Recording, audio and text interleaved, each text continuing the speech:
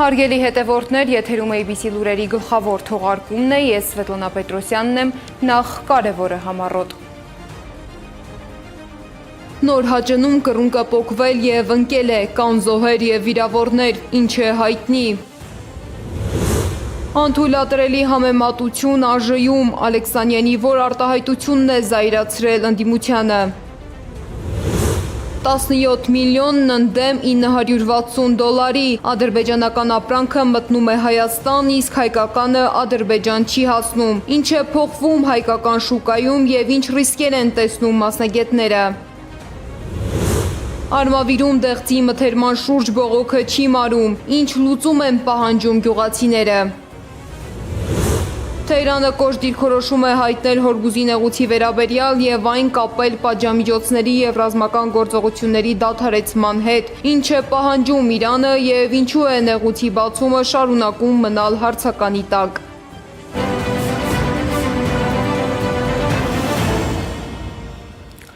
Կոտայքի մարզի Նոր Հաճն քաղաքում շինարարական աշխատանքների ժամանակ ավտոկռունկը պոկվել և ընկել է։ Երկու մարդ մահացել է, ևս մեկը վնասվածքներով տեղափոխվել հիվանդանոց։ Ըստ նախնական տեղեկությունների, մահացած տղամարդկանցից մեկը 35 տարեկան է, մյուսը 41։ Մահացածների և տուժածների ինքնության ու վիճակի վերաբերյալ ներքին գործերի նախարարությունը դեռ մանրամասներ չի հայտնել։ Մեր նկարանող խումբն է եղել դեպքի վայրում։ Իդեպ ABC մեդիան պարզել է, որ Նոր Հաճնի շինահրապարակում կառուցապատող ընկերությունը Աշխար ընկերությունն է, կիսակառույց շենքը պետք է դառնալ բժշկական հաստատություն, թե ինչպես է դեպքը տեղի ունեցել, ընկերությունը հրաժարվել է մեկնաբանել։ Իսկ ազգային ժողովը քննարկում է մարդու իրավունքների պաշտպանության և հանրային հարցերի մշտական հանձնաժողովի նախագահի թեկնածության հարցը։ Ընդդիմադիր Հայաստան խմբակցությունն այդ պաշտոնում առաջադրել է Լիլիթ Գալստյանին։ Գալստյանն իր ելույթում խոսել է քաղաքական հետապնդումների, քաղբանտարկյալների, դատական համակարգի անկախության և ոստիկանության գործողությունների մասին։ Սկզբում ամեն ինչ ընթանում էր ճիշտ տրամաբանությամբ, հետո իրավիճակը կտրուկ փոխվեց, երբ ազգային ժողովի փոխնախագահ Վահագն Ալեքսանյանը Բագրատ Սրբազանին համեմատեց Բեն Լադենի հետ։ Ինչպես արձագանքեց ընդդիմությունը, ռեպորտաժում։ Ձեր գործընկերոջը Արթուր Սարգսյանին, Վազգեն Գալստանյանին և մյուսներին արդար եք անվանում, որոնք դատվում են տերորիզմի նախապատրաստության գործով, որ Ուսամա Բեն Լադենը Հայաստանում դատապարտված լիներ, արդար անվանելու էիք։ Բարևարքություն քարոզող ՔՊԱ-ականներն այս անգամ հենց իրենք խորհրդարանի ամբիոնից հատեցին բարևարքության սահմանը։ Ազգային ժողովի փոխնախագահ Վահագն Ալեքսանյանի Բագրատ Սրբազանին Բեն Լադենի հետ համեմատելուց հետո Լիլիթ Գալստյանի թեկնածության քննարկումը վերածվեց կոշտ բանավեճի, հարուցելով ընդդիմության զայրույթը։ Հայտարարությունը հնչել է մարդու իրավունքների պաշտպանության և հանրային հարցերի մշտական հանձնաժողովի նախագահի թեկնածու Լիլիթ Գալստյանի հետ հարց ու պատասխանի ժամանակ։ Իմ կրոնական զգացմունքներն էլ օրինակ դրանից են վիրավորվում, Տիկին Գալստյան, երբ որ հայ առաքելական եկեղեցու սպասավորը իրեն պահում է ջիհադիստի պես։ Իսկ դատական վճիռներին եւ մնացածին, երբ որ գալիս եք այստեղ ու տերորիզմ պլանավորած մարդկանց մասին ասում եք արդարներ, կներեք դրանից էլ իմ բանն է վիրավորվում, առհասարակ բանականությունն է վիրավորվում, Տիկին Գալստյան։ Ի պատասխան Հայաստան և Ուժեղ Հայաստան խմբակցությունների ներկայացուցիչները իշխանական падգամավորին հիշեցրել են անմեղության կանխավարկածի մասին։ Պարոն Ալեքսանյան, հենց հիմա, այս վերջին 3 րոպեներին դուք խախտում եք Հայաստանի Հանրապետության սահմանադրական իրավունքը, անմեղության կանխավարկածը, որը կոնվենցիոն իրավունք է եւ Հայաստանի կողմից մի քանի կոնվենցիաների տակ ստորագրություն կա դրված, որոնք ուղղակի պարտադրում են պաշտպանել անմեղության կանխավարկածը։ Դուք դա խախտեցիք, դուք դատավոր չեք եւ դուք հիմա հնչեցրեցիք դատավճիռ։ Իսկ ձեր դատողությունները ես կոռեկտ չեմ համարում եւ չեմ պատրաստվում պատասխանել։ Դատական համակարգի անկախության մասին խոսելիս Գալստյանն անդրադարձել է նաև Բագրատ arczepiskopos Գալստանյանի քրեական գործին, այն որակել է ընդդիմադիրներին լռեցնելու եւ քաղաքական հակառակորդներին հրեշացնելու փորձ։ Ոչնչացնելով շուրջ 60,000 ընտրողների եւ Բարգավաճ Հայաստան կուսակցության ձայները, քաղաքական եւ բարոյական լեգիտիմության մեծագույն հարցական դրվեց ոչ միայն ազգային ժողովի, այլև ամբողջ պետական համակարգի լեգիտիմության վրա։ Գալստյանը քաղաքական ճնշումների համատեքստում հիշատակել է նաև Սամվել Կարապետյանի, Ավետիք Չալաբյանի, Գագիկ Ծառուկյանի եւ Իգոր Սարգսյանի նկատմամբ քրեական հետապնդումները, պնդելով, որ դրանք ազդեցություն են ունեցել նաև ընտրության արդյունքների վրա։ Հայաստան խմբակցության падգամավոր Գեղամ Մանուկյանն էլ անդրադարձել է Սրբազան պայքարի գործով անցնող падգամավոր Արթուր Սարգսյանին։ Խորհրդարանը շարունակում է մնալ ոչ լեգիտիմ։ Արթուր Սարգսյանը ոչ միայն զրկված է ազգային ժողովի աշխատանքներին մասնակցել, այլ նաև շարունակում են նրա բացակայությունից օգտվել, կեղծիք տարածել, սուտ տարածել նրան վերագրվող իբր արարքների հետ կապված։ Ու մեկ էլ Արթուր Սարգսյանի, Բաքրատ Սրբազանի մյուսների դատավոր Ֆարխոյանի այսքան ամիս անօրինական որոշումները ճպցնում էր, կալանքները շարունակում էր, երբ որ այլևս էլ օրենքը թույլ չէր տալիս կալանք պահել, Բաքրատ Սրբազանին տվեցիր տնային կալանք, արդեն համարեցին նախկին։ Բոլոր դատավորները թող հիշեն, կօգտագործեն, երբ պետք եղավ չթողնեն մի կողմ։ Գալստյանը անդրադարձել է նաև հայ առաքելական եկեղեցու շուրջ ստեղծված իրավիճակին, իշխանությանը մեղադրելով եկեղեցու գործերի միջամտելու եւ իր գնահատմամբ հակասահմանադրական դիրքորոշում որդեգրելու համար։ Պետական դատարանները իրավասու չեն քննելու եկեղեցական ներքին կյանքին առնչվող եւ կանոնական իրավունքներով, սա էլ է կարևոր բառ, կանոնական իրավունքով կարգավորվող հարցերը, քանզի այսպիսի միջամտությամբ ոչ միայն խաթարվում է կրոնական կազմակերպությունների ինքնավարությունը, այլև մարդկանց, մեր բոլորի խղճի եւ դավանանքի ազատության իրավունքը։ Քննարկումը սակայն դուրս է եկել նաև ներքաղաքական օրակարգի սահմաններից։ Գեղամ Մանուկյանը խոսել է Արցախի խնդրի եւ Սփյուռքի հետ Հայաստանի հարաբերությունների մասին։ Չի կարող մի ժողովուրդ, աշխարհասփյուռ ժողովուրդ, որը իր համար հակառակ ապրում է Միացյալ Նահանգներում, ապրում է Լիբանանում, ապրում է Սիրիայում, իր համար հայրենիքը մնա Հայաստանը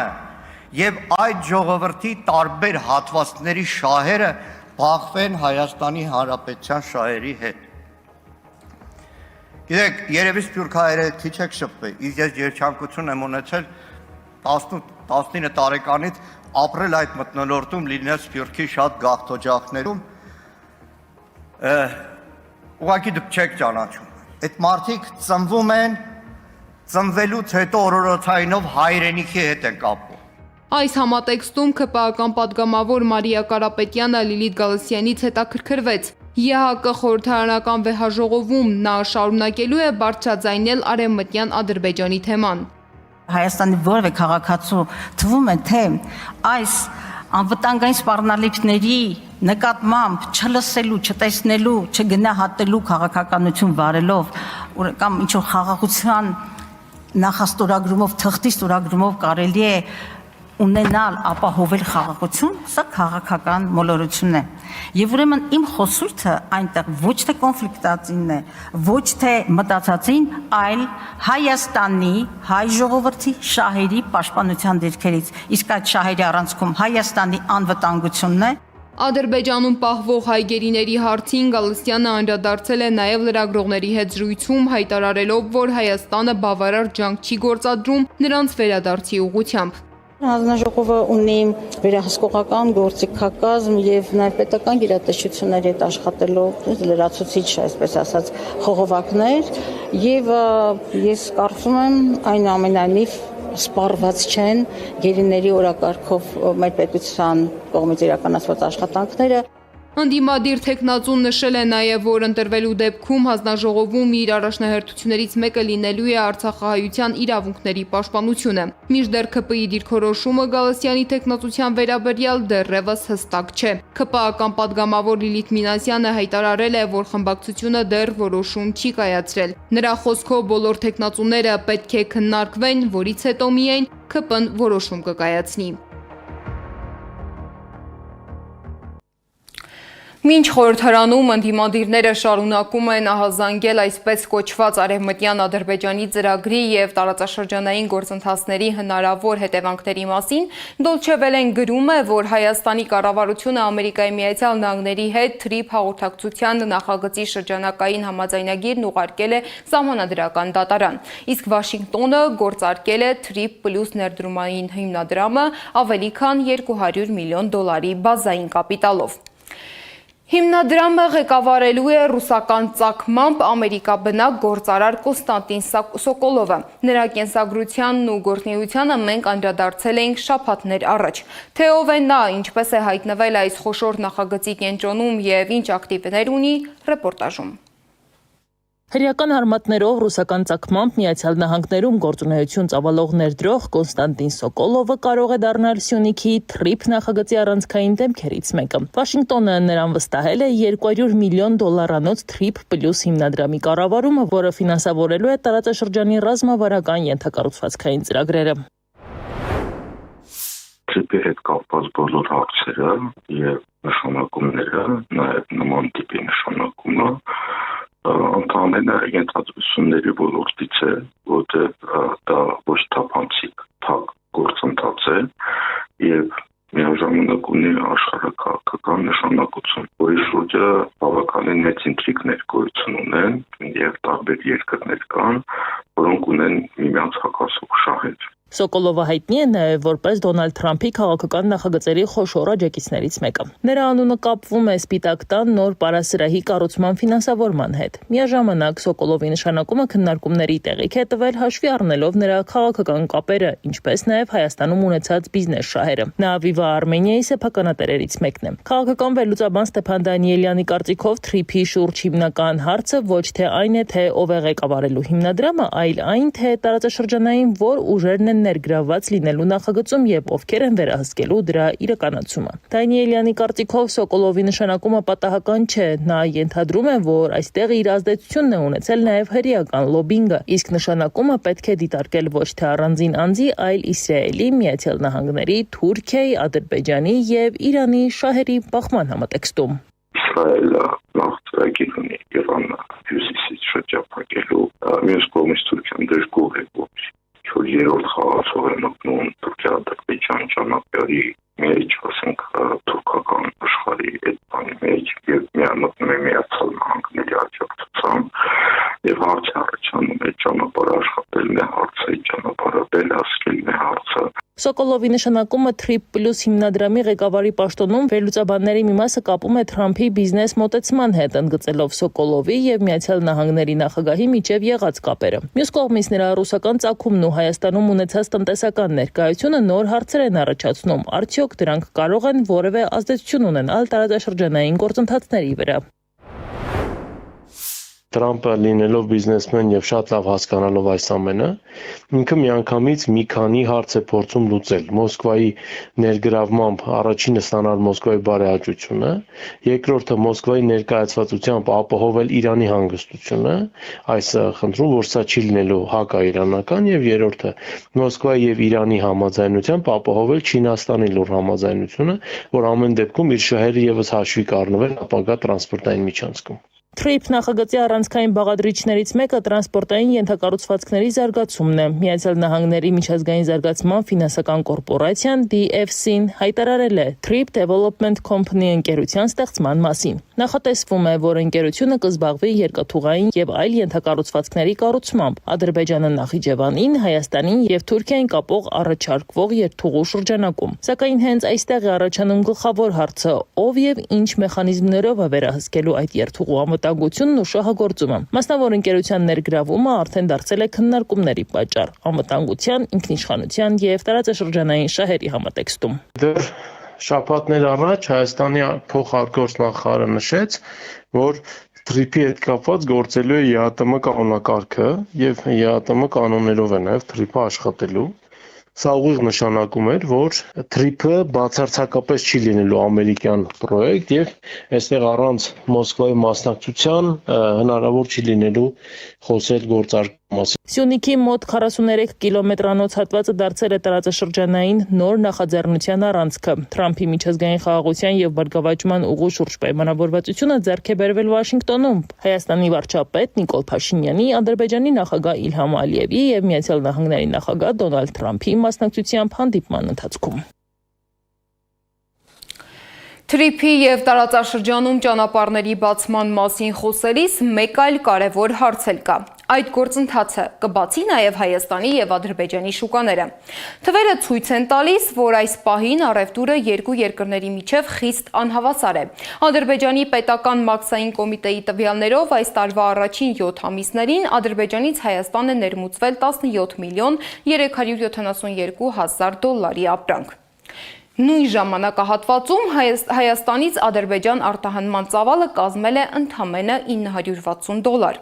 Ինչու է առևտուրը այսքան անհավասար եւ ինչ ռիսկեր է ստեղծում այս իրավիճակը Հայաստանի համար, ռեպորտաժում։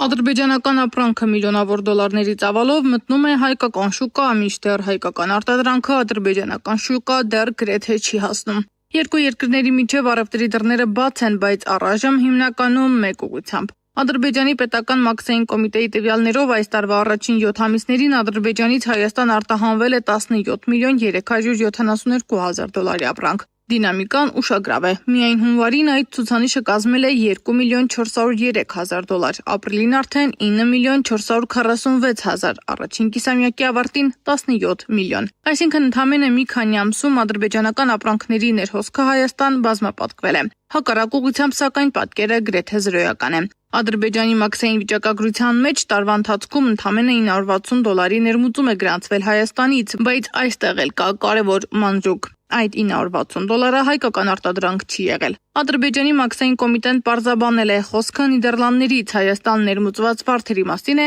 որոնք այնուհետև տեղափոխվել են Ադրբեջան։ Հայաստանի պետական եկամուտների կոմիտեն էլ հայտնել է, որ հայկական ծագման ապրանքների Ադրբեջան արտահանման որևէ փաստ պաշտոնական տվյալներում չի արձանագրվել։ 17 միլիոն դոլարի $960 համար ցույց է տալիս, որ դա շատ խոշոր դիսբալանս, որը հանգեցնելու է, եթե Ադրբեջանը աճի եւ շարունակի Հայաստանի տնտեսական նաև կախվածությունից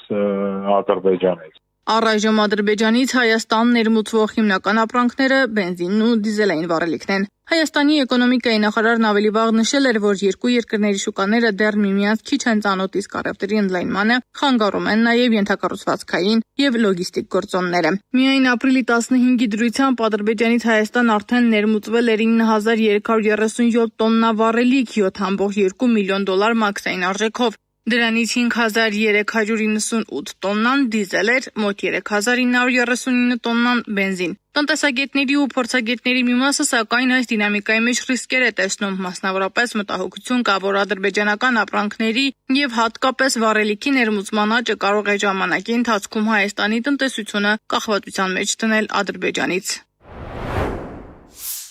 Հայաստանը փաստացի կարող է դառնալ պարզապես Ադրբեջանի տնտեսության այսպես պայմանական իմաստով սպառող։ Այսինքն մենք ապահովում ենք Ադրբեջանի տնտեսության համար սպառում։ Եթե որևէ երկրի ապրանքների մասնաբաժինը հայկական շուկայում շարունակաբար աճում է, իսկ հայկական արտադրանքը նույն շուկայում ընդհանրապես չի հայտնվում, ձևավորվում է միակողմանի տնտեսական կապ։ Ըստ տնտեսագետի, այս պայմաններում խնդիրը միայն ապրանքի գինը չէ։ Տեղական արտադրողի համար առանցքային է նաև այն հարցը, թե նա կարող է արդյոք մրցակցել մեծ ծավալներով ներմուծվող ապրանքի հետ։ Լուրջ անվտանգային խնդիրներ է ստեղծում Հայաստանի համար, թե տնտեսության տեսակետից, թե էներգետիկ անվտանգության տեսակետից եւ այս դիսբալանսը լուծել եզոստայմի սովոր ռեժիմը չի կարող, բայց Հայաստանը կարող է հագիս կերպով մեծ կախվածության մեջ գցել հենց էներգետիկ առումով Ադրբեջանից։ Սակայն փորձագետների գնահատմամբ խնդիրը միայն տնտեսությամբ չի սահմանափակվում։ Առևտրի այս անհավասարությունը նրանք դիտարկում են նաև անվտանգության համատեքստում։ Ստացվում է, որ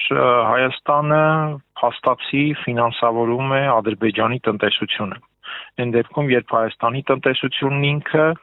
այսպես ասած, աճում է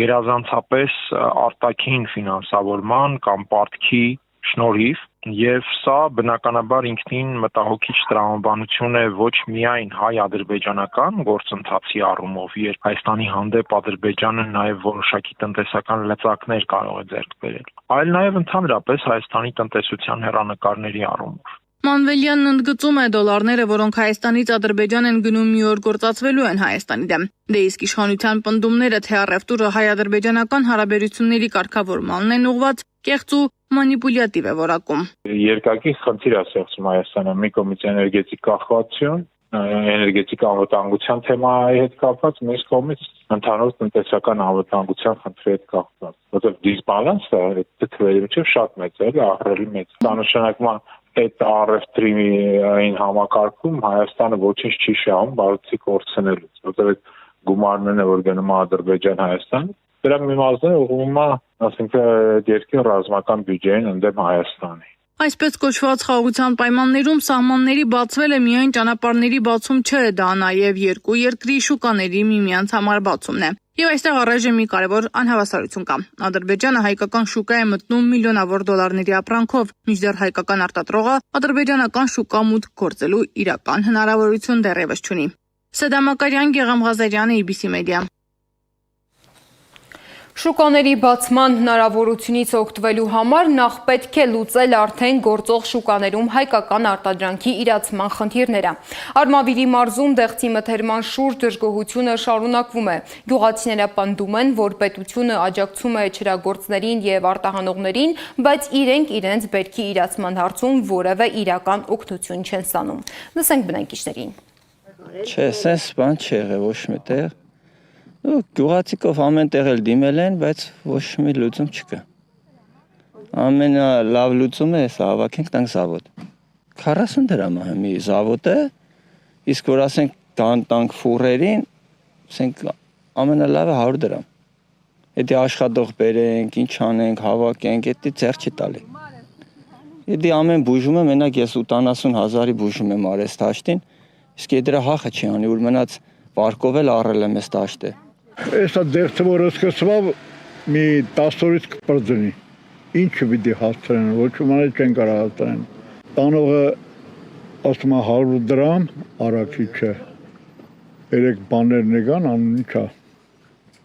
այդ չիրանողները, իրանց օրինակները ասեցին սաղ, Չիրանողները ինչքանով են տանողը։ Դե են ստանդարդ բան ուզում, ես են տգուլակ ուզում, լուբոյ չիրանողներ, կոմանդրը չի տանի, տանի ինչ։ Ինչքանով կտանի։ Միջով ամենա մեծ գումար 200 դրամ ասին։ Հետո ցածր փոքրը 150, ավելի փոքրը 100։ Ուզել են չրագործները քաղաքապետի առաջ, մարզպետների առաջ ուզել են, ասել են 1-500 տոննա, 1-200 տոննա, ասել են կառնենք։ Պետքնահերի կա, որ ամբողջ գյուղացին ինչքան պետք կա վաճառան, թե էլի ամենա։ Դե գիտես որ չէ։ Չրագործը խոշորն է առնելու, մաները չի առնելու։ Խոշոր պետքն է առնելու։ Մաներն էլ դե արդեն Երևան տասկում էլի։ 100 դրամով երևի ֆուրերը կամ կառնեն կամ չեն առնի մաները։ Հա, այդ դուրս տանողները։ 100 դրամն էլ էսօր։ Գիտես, ինչ կարող է մի հատ բան որ գա հավաքող, դերը չի կարող հավաքի, 10,000 դրամ է հավաքելը, մի հատ հավաքող կա, ընդամենը հավաքի իր փողի չափով, ու վсё, իր 10,000 առնի, դա խոսքի 120 կիլո հավաքի, էլ գյուղացում ոչ մի կոպեկ չի մնալու, եթե դեն սեղավ 100 դրամով։ Բողոքող ու ճանապարհ փակած գյուղացիների հետ հանդիպել է Արմավիրի մարզպետ Վահրամ Խաչատրյանը։ Նա գյուղացիներին առաջարկել է դեղցը հանձնել չարտադրողներին, նշելով, որ մարզում ավելի քան 10 նման արտադրող կա եւ նրանց հետ կարելի է պայմանավորվել։ Մենք չգիտեմ չրագործին ինչքան է տալու սուբսիդ։ Օգնություն ինչքան է տալու։ Ինչ գործն է։ Ինձ այնա հարց է որ չի արտադրող ես 150 դրամ եթե դիտակ արտադրող ես իրան 150 դիտաս Քո քեզի հետարքրում։ Ինձ պրոբլեմ եմ նա գյուղացում։ Քո պրոբլեմը չի որ քո բերքը վաճառես։ Հա։ Բա ինչ գործ ունես։ Պրոբլեմը 100 դրամով չեմ ուզում վաճառեմ։ 100-ով չես վաճառում։ Բայց քանով ախպեր։ 200 դրամ պետք է վաճառես։ Ու տամ։ Ջիր արտադրողի։ Էս կանա։ Բերեք, իշխանն է սուզում տա։ Եթե չի, լսեք, չրագործին, եթե 100-ություն դիտակ, եթե 100-ը տվեք չրագործին, 50-ը տվեք ընձի, ես ֆակտուրա կազմեմ, թղթով ախմեր, այդ մարդկանց 150-ով սաղ փողերը պակվել։ Խի։ Որովհետև օրենք չկա այդպիսի։ Բա չրագործին օրենք կա։ Այո։ Ինչու՞ չեք ընդունում այդ պայմանը չրագործին։ Իսկ Վայոց ձորի Մալիչկա բնակավայրում արդեն ավելի քան 10 օր է մարդիկ գիշերները չեն քնում։ Նրանց խոսքով ուշ ժամերին գյուղում հայտնվում է դիմակավորված անձ, որը քարեր է նետում տների վրա, վնասում պատուհաններն ու դռները։ Բնակիչների ահազանգերին ոստիկանությունն արձագանքել է։ Ոստիկանապետ Կամո Ցուցուլյանը հայտնել է, որ անձի հայտնաբերման ուղղությամբ աշխատում են ոստիկանության բոլոր ստորաբաժանումները։ Թե այս եւ այլ ինչ հարցերի է անդրադարձել ոստիկանապետը, լսենք։ Դեռևս չի հայտնաբերվել, հայտնաբերման դեպքում մենք արագ մեր ծառայական ծառայության մեջով հանրությանը կիրասենք։ Հաջորդ ներկում անչափայասի հայտնաբերման նորածին երեխայի հայտնաբերման հետ կապված այս պարին է նշված պարին օպերատիվ հետախուզական միջոցառումներ իրականացվում են, աշխատանքներ դեռևս տարվում են։ Դուք գիտեք, որ նորածնի դրել են և թողել գնաց է։ Դրա այդ առումով պետք է աշխատանքները դեռևս իրականացնեն։ Ես չեմ նշում, որ ոստիկանությունը թերություն չունի։ Բնականաբար ոստիկանությունը կլինի դեպքեր, ուշ կհայտնաբերվի, կլինեն դեպքեր, շուտ կհայտնաբերեն։ Օրինակ վերջին շրջանում մենք հայտնաբերել ենք 20 թվականի հետախուզվող, 21 թվականի հետախուզվող անձի, ծանր և առանձնապես հանցագործություն կատարած անձանց։ Այնպես որ այո, Հայաստանի Հանրապետությունում, այնպես որ ոստիկանությունը ինքը կենթանի մարմին է, միշտ օպերատիվ հետախուզական գործունեություն է իրականացնում և իրականացնում է նաև պրոֆիլակտիկ աշխատանք, որ դեպքերի կանխում նախականխման ուղղությամբ։ Կոնկրետ այդ դեպքով դեռևս չենք հայտնաբերել նորածնի այդտեղ թողող անձին, հույս ունենք կարճ ժամանակում կհայտնաբերենք։ 2026 թվականի 6 ամիսների ընթացքում հանրապետությունում գրանցված հանցագործությունների թիվը նվազվել է 65-ով, կամ 0.3%-ով։ Իսկ 2025 թվականի 6 ամիսների ընթացքում եղել է 22.025 դեպք, 2026 թվականի 6 ամիսների ընթացքում 21.960 դեպք, ինչը հիմնականում պայմանավորված է սեփականության և մարդու դեմ ուղղված հանցագործությունների թվի նվազմամբ։ Հատկանշական է, որ հաշվետու ժամանակահատվածում ծանր և առանձնապես ծանր հանցագործությունների մասնաբաժինը ընդհանուր հանցագործությունների կազմում նվազել է 1.9%-ով։ Արձանագրված դեպքերի 88.2%-ը նվազ հանրային նշանակություն վտանգավորության ներկայացնող ոչ մեծ և միջին ծանրության հանցագործություններն են, իսկ 11.8%-ը ծանր և առանձնապես ծանր դեպքերը։